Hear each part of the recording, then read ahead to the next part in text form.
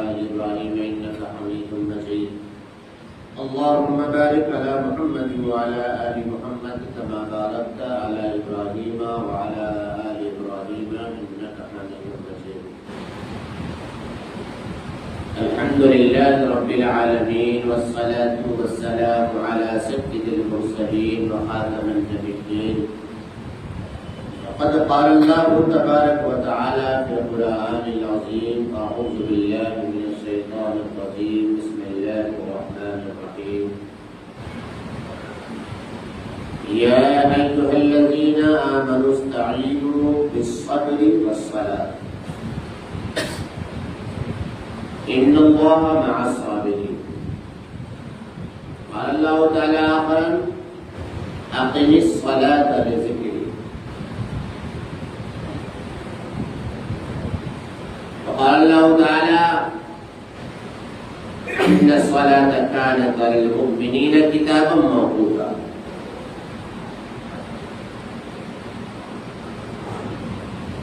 صدق اللہ العظیم.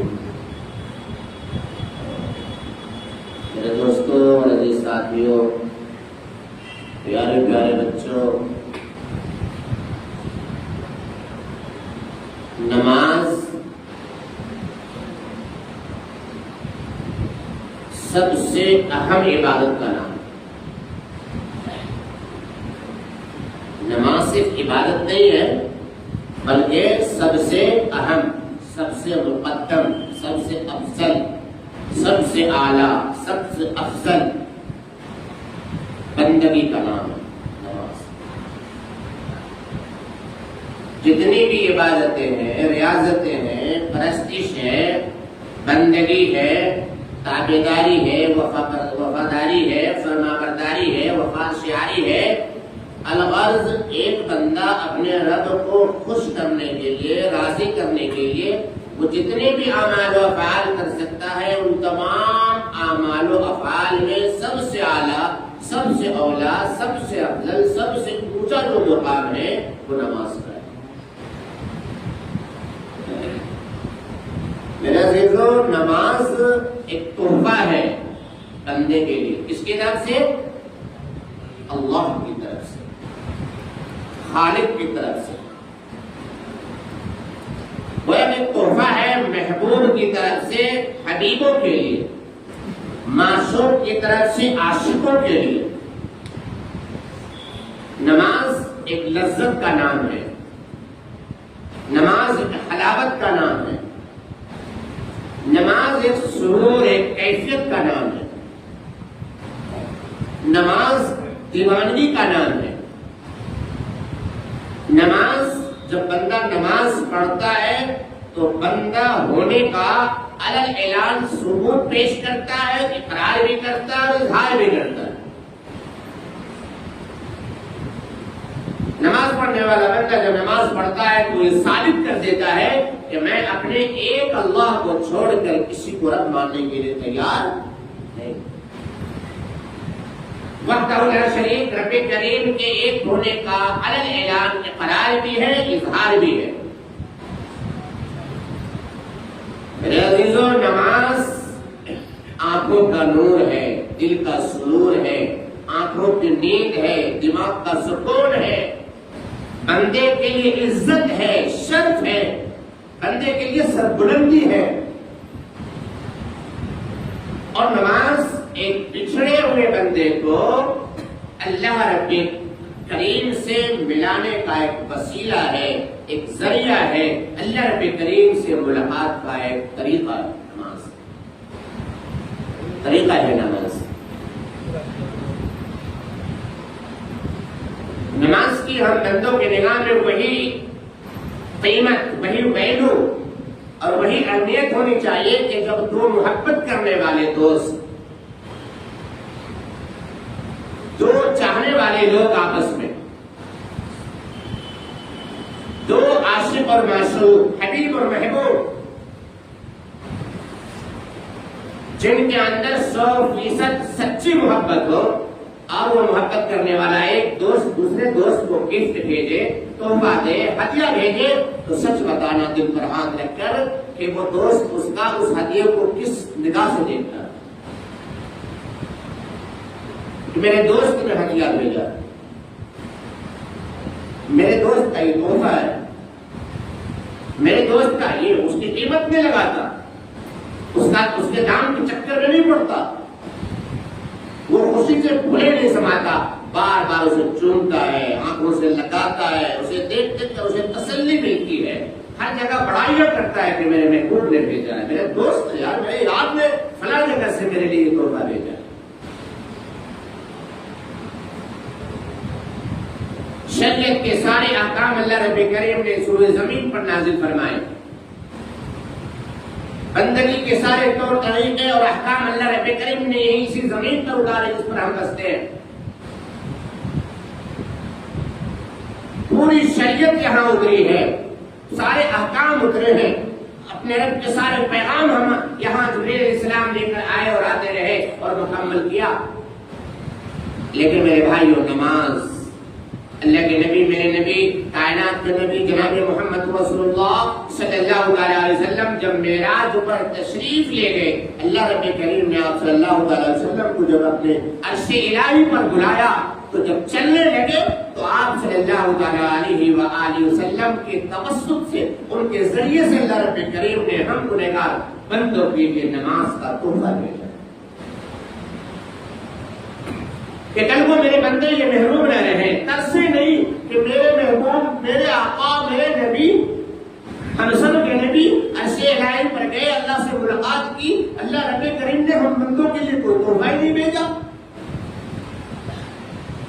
میرے بندوں کو محرومی نہ ہو، میرے بندوں کو مایوسی نہ ہو۔ اللہ رب کریم نے فرمایا لے جاؤ یہ نماز میری طرف سے اپنے بندوں کو، میرے بندوں کو، اپنی امت کے لوگوں کو یہ تحفہ پیش کر دے گا۔ اسی لیے تو آقا نامدار صلی اللہ علیہ وسلم نے ارشاد فرمایا قرۃ عینی فی الصلاۃ، نماز میری آنکھوں کی ٹھنڈک ہے، نماز میری آنکھوں کی ٹھنڈک ہے۔ اللہ نبی کریم فرماتا ہے اقیم الصلاۃ لذکری، نماز قائم کرو میری یاد کے لیے۔ اگر ہم اپنے رب کو یاد کرنا چاہیں تو نماز سے بڑھیا کوئی طریقہ نہیں، طریقہ بھی اللہ نبی کریم خود بتایا۔ مجھے یاد کرنا چاہتے ہو، میرے بندوں مجھ سے محبت کرنا چاہتے ہو، محبت کا دم بھرنا چاہتے ہو، تم چاہتے ہو کہ تم کس طرح، کس انداز میں مجھ سے محبت کرو، میں تم سے خوش ہو جاؤں، نماز پڑھو۔ اقیم الصلاۃ لذکری، نماز پڑھو میری یاد کے لیے، نماز پڑھو میری چاہت کے لیے، نماز پڑھو مجھے پانے کے لیے، میرے تقرب کو حاصل کرنے کے لیے، میری معرفت کو اور معرفت کے نور کو پانے کے لیے نماز قائم کرو۔ اقیم الصلاۃ لذکری۔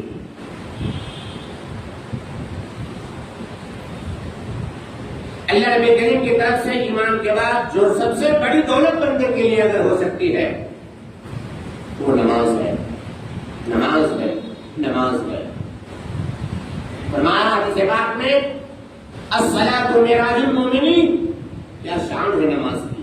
کسی عبادت کے بارے میں یہ جملہ نہیں کہا گیا، کسی عبادت کی شان اس انداز میں بیان نہیں کیا گیا، نماز کے لیے کہا جا رہا ہے کیا ہے؟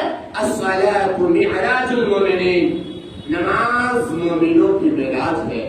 اور معراج کے معنی سمجھتے چلے، معراج کہتے ہیں اللہ رب کریم سے ملاقات کو، اللہ رب کریم کی زیارت کو، اللہ رب کریم سے بات چیت کرنے کو معراج کہا جاتا ہے۔ کیا صلاۃ معراج المومنین، نماز مومن کی معراج ہے، ایمان والوں کی معراج ہے۔ یہ اللہ رب کریم کا اصول ہے کہ جو بندہ اللہ کا جتنا زیادہ اپنے رب کے سامنے جھکتا ہے، جتنا زیادہ جھکتا ہے، جتنا زیادہ تواضع کرتا ہے، جتنا زیادہ زمین پر ناک رگڑتا ہے، اللہ رب کریم اسے اتنا ہی سر بلند فرماتا ہے، اسے اٹھاتا ہے۔ اللہ کہتا ہے میرے بندوں مجھ سے میرے سامنے جھک جاؤ، میرے سامنے لیٹ جاؤ، میرے سامنے پڑ جاؤ، میرے سامنے گر کر کے دکھاؤ، میں تمہیں سب کے سامنے اٹھا کر دکھاؤں گا، سب کے سامنے اٹھا کر دکھاؤں گا۔ جو اللہ کے سامنے جھکتا ہے، اللہ رب کریم اس بندے کو پھر کسی کے سامنے جھکنے نہیں دیتا، نہیں دیتا۔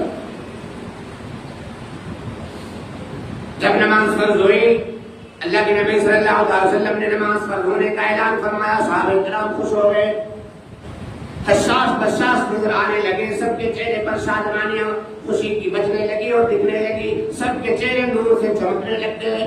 صحابہ ایک دوسرے سے کہتے تھے کہ بھائی کتنا بڑا مسئلہ ہو گیا کہ اللہ رب کریم سے لینے اور مانگنے کا ہمیں راستہ مل گیا، راستہ مل گیا۔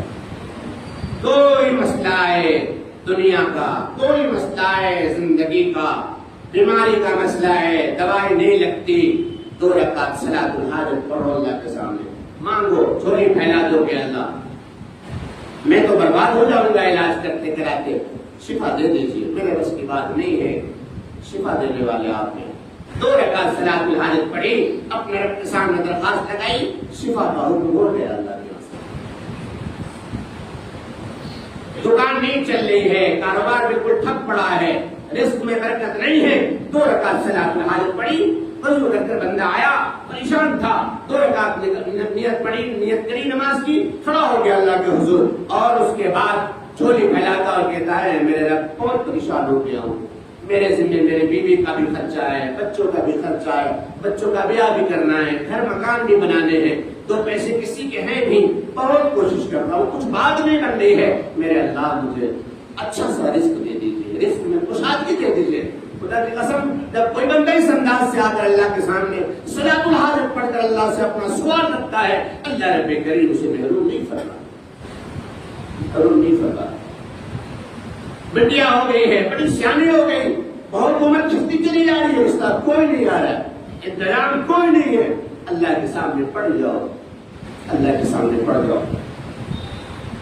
بیوی ہے، بات نہیں مانتی، رات دن جھگڑتی ہے، بے عزتی پر اتر جاتی ہے، بس بعض گھروں میں ہوتا ہے ایسا، اللہ سے مانگو، اللہ سے کہو کہ اللہ ہمیں نہ جانے کون سی کمی ہو رہی ہے، اللہ میری بیوی کے دل میں نفرت کی جگہ محبت ڈال دیجیے، ماں باپ ناراض چل رہے ہیں، اللہ سے اللہ کو مناؤ، بیوی ناراض ہے اللہ کو مناؤ، اولاد کدھر بدھر ہو گئی ہے اللہ سے مناؤ، رشتہ داریاں خراب ہو گئی، رشتہ داریاں بکھر گئی، اللہ کے سامنے چھوڑو، اللہ سے مانگو۔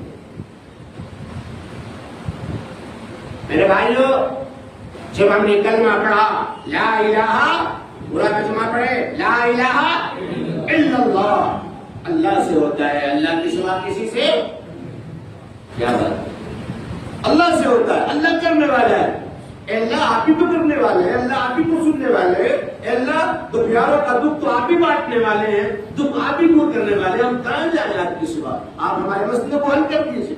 کیا ہمارا کوئی مسئلہ آتا ہے ہم حاکم کے پاس نہیں جاتے، تھانے عدالت میں نہیں جاتے، افسروں کے پاس نہیں جاتے، وہاں جا کے ہم روتے بھی ہیں، گڑگڑاتے بھی ہیں، 100 دفعہ 1000 دفعہ بابو جی بھی انہیں کہتے ہیں، اور نہ جانے کیا کیا القاب سے نوازتے ہیں۔ 1000 لوگوں کے سامنے رونا گڑگڑانا ہمارا ہوتا ہے، ایک اللہ کو جب ہم چھوڑیں گے تو سینکڑوں کے پاس ہمیں آنسو بہانے پڑیں گے، کام پھر بھی نہیں بنے گا۔ اللہ کو مناؤ۔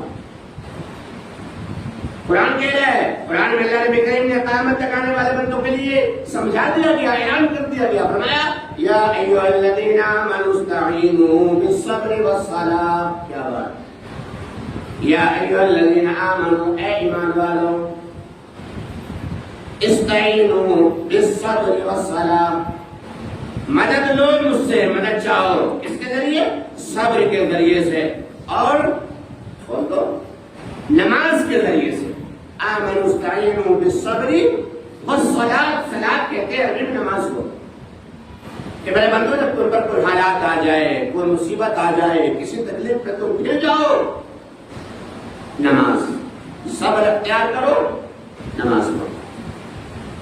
گویا کہ نماز مصیبتوں سے نجات دلاتی، دقتوں کو ختم کرتی، دشواریوں کو مٹا دیا کرتی ہے۔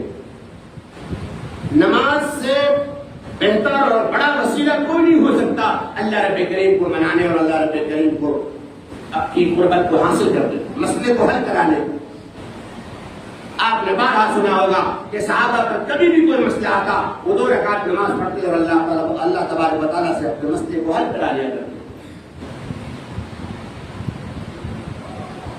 ہم تو یا تو نماز پڑھتے نہیں، اور اگر پڑھتے ہیں تو بس فرائض کے پابند ہیں، جو فرائض کی سنت مستحب اور نفل ہے اور جو واجبات ہیں اسے الگ پڑھتے ہیں، الگ سے نہیں پڑھتے، الگ سے بھی نماز پڑھا کرو تنہائی میں۔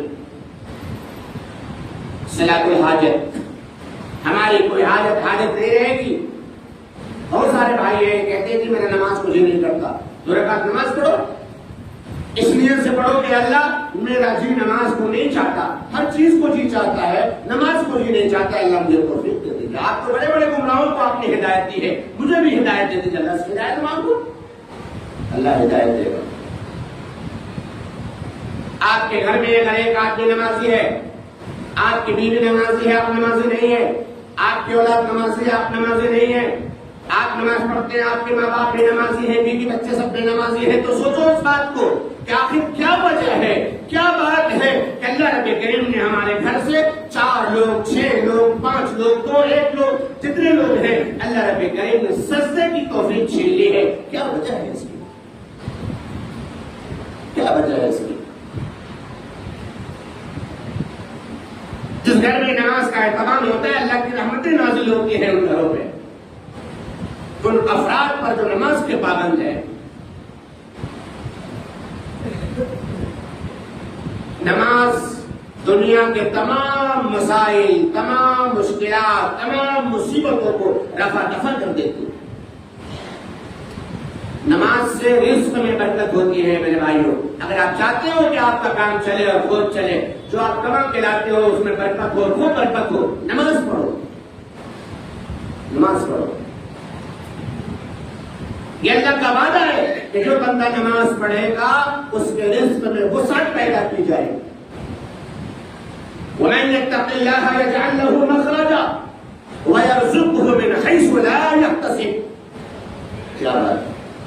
اللہ رب کریم فرماتا ہے وَمَن يَتَّقِ اللَّهَ يَجْعَل لَّهُ مَخْرَجًا، جو اللہ سے ڈرے گا، جو تقوی اختیار کرے گا، اللہ کا خوف اپنے دل میں پال کر رکھے گا، چلتے بیٹھتے جاگتے سوتے اٹھتے بیٹھتے ہر وقت اللہ سے ڈر ڈر کر زندگی گزارے گا۔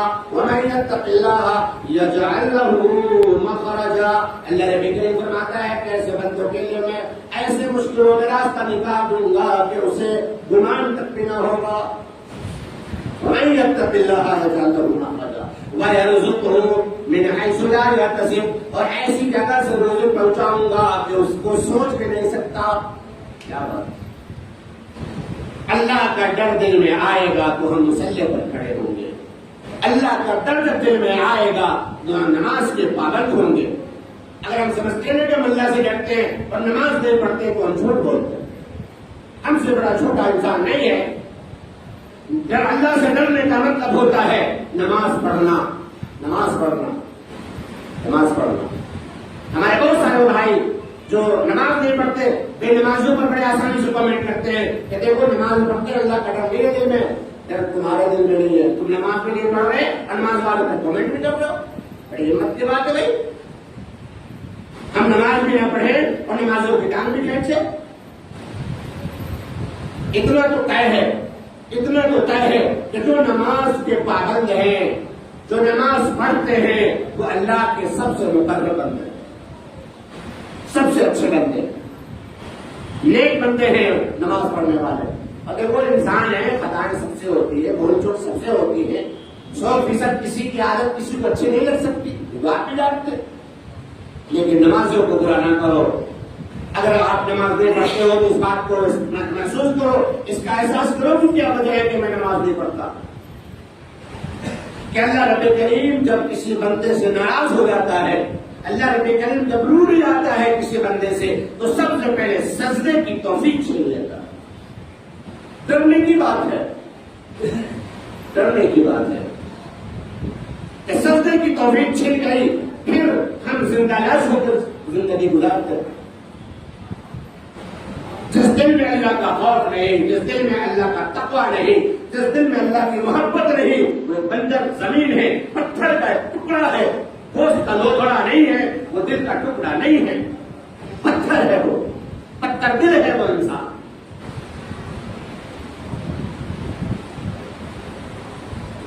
میرے بھائیوں، نماز کو معمولی نہ سمجھو۔ نماز اللہ اور بندے کے درمیان ایک رابطے کا نام ہے، ایک کنیکشن کا نام ہے۔ ایک تعلق کا نام ہے نماز، ایک محبت کا نام ہے نماز۔ اسی لیے تو اللہ کے نبی جناب محمد رسول اللہ صلی اللہ تعالیٰ علیہ وسلم نے ارشاد فرمایا کہ جس شخص کو تم مسجد کا پابند دیکھو، نماز کا عادی دیکھو، اس شخص کی ذمہ داری قبول کر لو، اس شخص کی ذمہ داری لے لو۔ آپ نے دیکھا ہوگا، میں نے دیکھا ہے، آپ سب جانتے ہیں کہ جس بستے میں 2 4 10 5 20 100 جتنے بھی نمازی ہوتے ہیں، دیگر لوگوں کے مقابلے میں نمازیوں کی عزت سب سے زیادہ بستی کے لوگ کرتے ہیں۔ جب آپ نماز پڑھتے ہیں، آپ تھیوری سمجھو، آپ اس لوجک کو سمجھو کہ جب آپ نماز پڑھتے ہیں، آج جمعے کی نماز پڑھنے آپ مسجد میں حاضر ہوئے ہیں، نماز پڑھ کر جب آپ اپنے گھروں کو جائیں گے، چہرے پر نور ہوگا، دل میں سرور ہوگا اور دل میں خوشی کی لہر دوڑ رہی ہوگی۔ لیکن ذرا اس بات کو بھی سوچو، کبھی آپ کا جمعہ نکل گیا ہوگا، کبھی آپ نے جمعے کی نماز ادا نہ کی ہوگی، کسی وجہ سے نماز کے بغیر رہ گئے ہوں گے۔ دل پر ہاتھ رکھ کے بتانا کہ شام تک آپ کے دل میں ایک ملال، ایک حسرت، ایک افسوس، ایک پچھتاوا، آپ کے چہرے پر اداسی اور مایوسی آپ نے کیا محسوس کیا نہیں کیا یا نہیں؟ بتائیے، محسوس کرتے ہیں یا نہیں کرتے؟ خدا کی قسم، نماز میں جو غذا ہے، نماز میں جو طاقت ہے، وہ روح کو ملتی ہے۔ نماز روح کی غذا ہے، نماز ایمان کی غذا ہے، نماز اعمال صالحہ کی غذا ہے، نماز فرشتوں کی غذا ہے، نماز انبیاء کی غذا ہے، صحابہ کی غذا ہے، اللہ سے ڈرنے والے ولیوں نے بندوں کی غذا ہے۔ نماز لاؤ اپنے زندگی میں، نماز کی صفات پیدا کرو، نماز کا عادی بننے کی کوشش کرو۔ جب آپ نماز پڑھو گے، آپ کے کپڑے صاف بھی ہوں گے اور پاک بھی ہوں گے، جسم صاف بھی ہوگا، پاک بھی ہوگا۔ اور جب یہ سب چیزیں پاک اور صاف ہوں گی تو انشاءاللہ من اور تن بھی پاک ہو جائے گا، انشاءاللہ دل بھی پاک ہوگا، اللہ سے مانگنے کا موقع بھی ملے گا۔ میں اور آپ سبھی نیت کریں اور عہد کریں کہ انشاءاللہ ثم انشاءاللہ پوری زندگی جہاں رہیں گے نماز کی پابندی وقت کے ساتھ کریں گے انشاءاللہ۔ پورا مجمع کہے انشاءاللہ۔ اللہ تعالیٰ ہم سب کو قبول کرے۔